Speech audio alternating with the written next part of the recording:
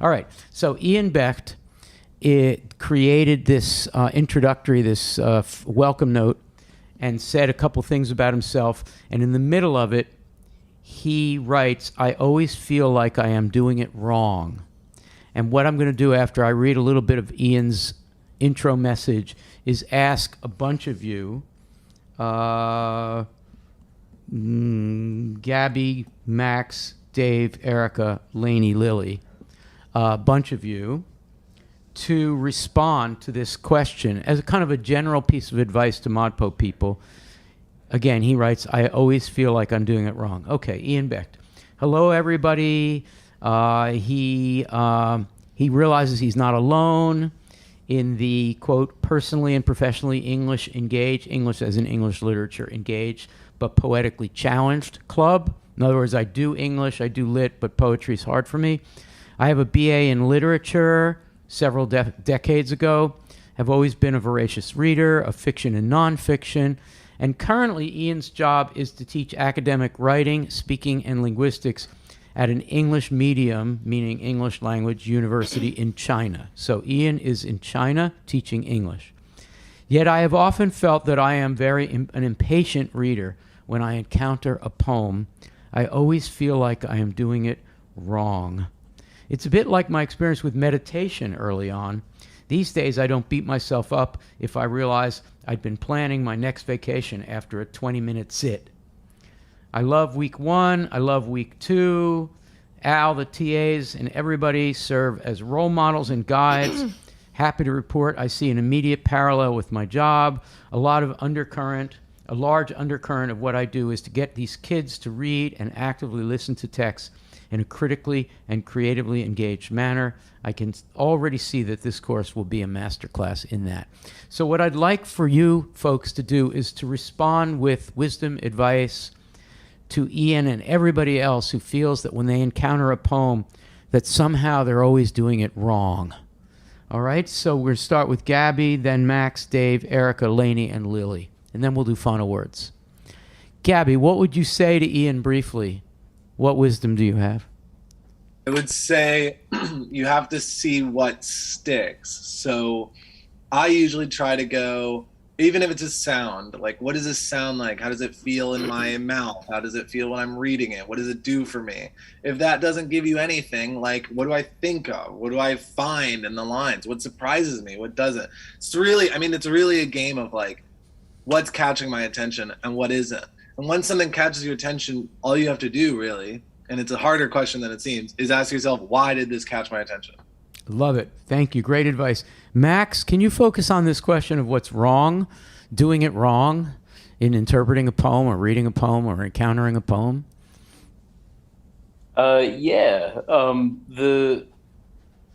think to think of poetry right as having a sort of right approach or a wrong approach is a very common thing, especially for people who are new to the material, in part because I think when we approach any kind of text, especially a difficult text, in any sort of academic or academic adjacent setting, we start to approach it like philosophy or something, right? Like that there's some sort of information that we need to extract from this, and it's only one kind of information. And if we're getting different kinds of information, then we're doing it wrong, right? The way that we try to like understand a very dense philosophical text. But I think a way of be short-circuiting that impulse is to make a little bit more room for your taste or for your own sort of evaluative judgment, to remind yourself that it's an aesthetic object in many ways, and then to sort of allow yourself to like or dislike a poem, and to start from that point rather than starting from a point of wondering whether or not you've gotten what was sort of stowed away within the poem. Just to ask yourself, like, is this good? Is this bad? And it's okay to dislike poems too. You know, it's okay to dislike what the teacher assigns. In fact, that's a very important part of the process of actually learning to interpret texts on your own and for yourself. Really helpful, Max, especially at the beginning. You didn't use the word content, but you were kind of dancing around it. in a way, what you're saying is you think that a poem is supposed to convey some kind of import, some kind of luggage, some kind of content, some kind of matter, and then that can be a mistake because, you know, it's not a matter of getting what that poem is saying by way of content or not. And if you focus on how a poem does what it does, then subjectivity will come in. Really good advice. Dave, Erica, Lainey, Lily, quickly each a thought in response to Ian feeling like he always gets it wrong. Dave? I really like what was said so far. This is definitely something that I feel all the time with literally everything. It's an imposter syndrome issue, and it happens, you know, like throughout all sorts of things. But poetry, definitely, because it seems so hard to penetrate at first, and especially when you hear somebody comment on something that never occurred to you, you think, oh wow, that's right, and I didn't do that, so that you feel like you've done it wrong. And I think that's just that's harmful, because we have to just accept that everybody brings something different to poetry. And one thing that I find really helpful is to read a poem and then put it down for a couple days or two, and then go back to it. And then I find that when I go back to it again, my mind has, in that interim, somehow been making connections with the text and my life experience in ways that I wouldn't have done if I had just read it once. And at the end of the day, it just seems like it's all about making connections and bringing some of your personal life experience to bear on it too, and then sharing those with everybody else. So if we can just put aside the idea that there's a right and wrong way to approach these things, and just go at it in terms of, let's find connections and share them and see what comes of it, that might be a helpful approach. I like that. I think confidence is really associated. Either you gain confidence, yeah, I can do this, or you accept your lack of confidence. The latter is actually, I think, a more healthful approach.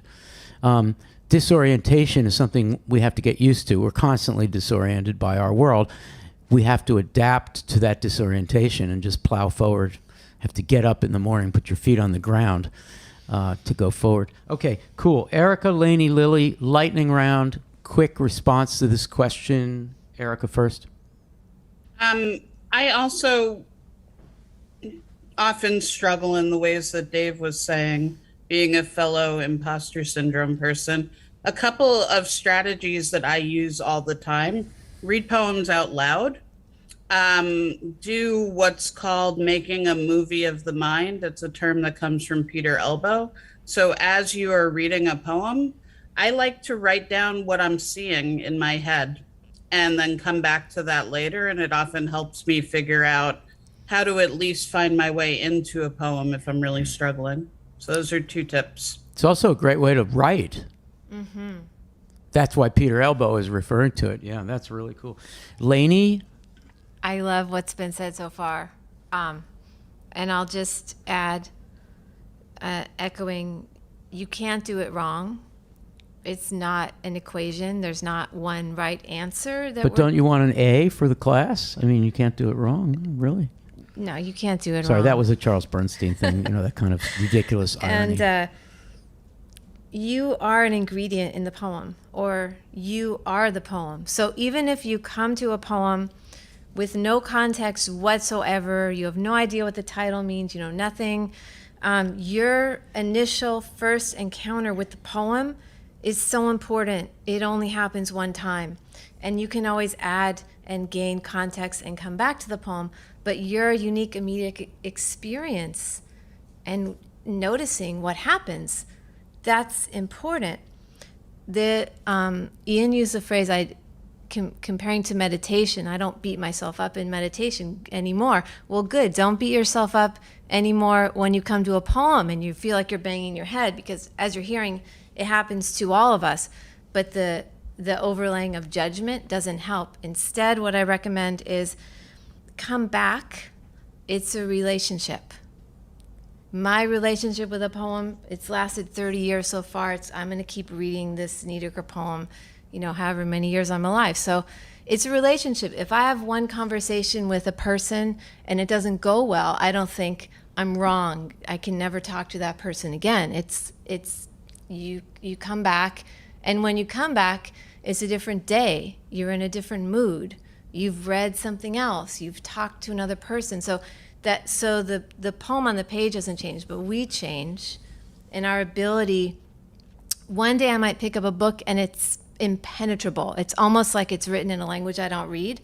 And the next day it appears clear words that I can understand. So time and patience and just keep returning. The reader's relationship to the poem is a moving target, is dynamic, and this is why in week 8 of the course, when we start to read the language poets, we realize that it was an idea whose time had definitely come because of the constant, say, Lynn Haginian in my life, the constant relationship that's changing between you and your life and Lynn in her life, and that can't possibly, by definition, stand still. Let's put a pin in the conversation about meditation and come back to it sometime, not now. But Ian is basically saying, I sit for 20 minutes in meditation and I realize I'm planning my next vacation. What John Ashbery, just to take a poet we admire by random, John Ashbery would say, go on that vacation in your head while you're meditating. Because that's a kind of meditation. That's fine, Okay, Lily, what do you think about this whole question? I know you think about this a lot. I think it's just important to bring all your normal tools that you would bring to reading anything, to reading poetry. So it's not like cheating to Google a word if you don't know what it means or you're not sure what the poet intends by using it in this context, or if there's like a place name reference, like just look it up and don't be feeling like, I know we talked a lot about each person brings something specific to the poem, but don't feel like you're only limited to what you're bringing in your head. Like use your research tools, and that can include talking to someone else and asking if it makes sense to them. And yeah, just bring all of your regular reading comprehension stuff to reading a poem, and don't create more anxiety by thinking of it as something so different from another piece of writing. Right. Be an active reader, in other words, do stuff.